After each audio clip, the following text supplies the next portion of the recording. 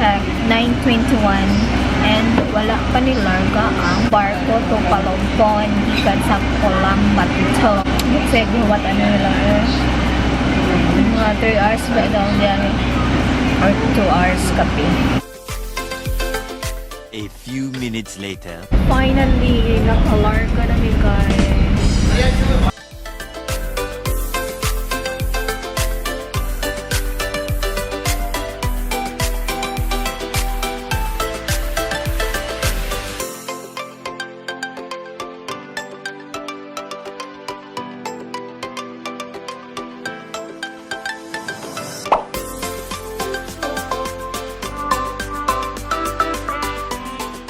Many hours later. Ay, nag-lunch mi diri sa alang-alang. So, from Palompon, abot na sa Palompon, mga launa. Then, from 1 p.m. until karon na alas 2:04 na, 2:54, namin diri sa alang-alang. 1 hour na lang padulong sa Tacloban. So, muna siya, mga uso nagigutom na kayo, guys. Going to Tacloban.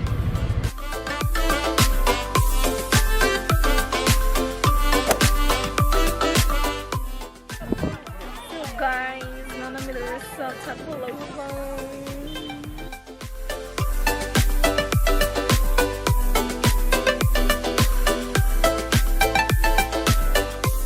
Tomorrow.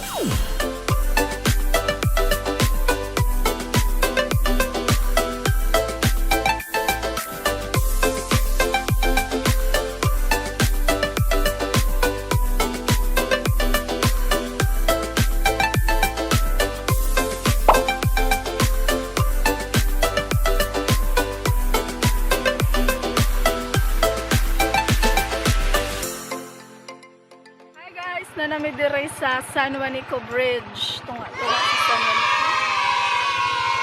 Tara! Juanico!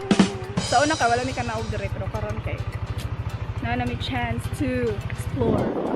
Pero wala na red ang pintal. Dili na red ang pintal. White na siya o silver. Hadlok kaayo diri nga magtambay ka kay kadaagi sa jeep or mga bus. Madagko nga sakyanan kay mo oyog. Oyog ang bridge. Ala ta magtago ta sa init, perfect init sa. Time check 8:40.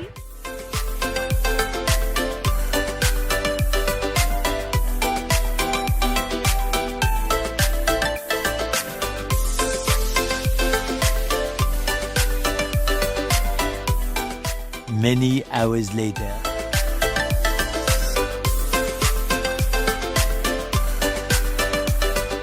So hi guys, nami karon sa Palo Leyte na ami sa McArthur Memorial Landing Park, and it's our second time here.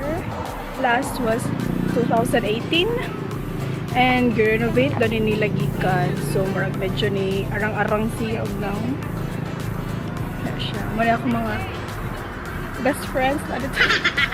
Uy, gabi kainit. Kasuwaw. From Tacloban, kay mga 17 or 20 minutes lang ang biyahe going here. So actually karon wala ko kayo tao.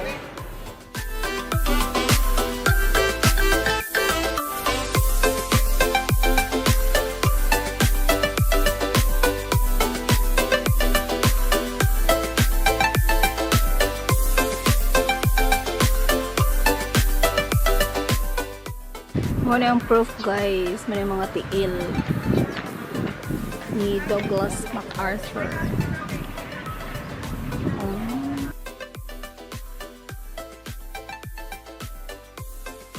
So guys, hindi na pwede mo mapanog sa tubig. Okay.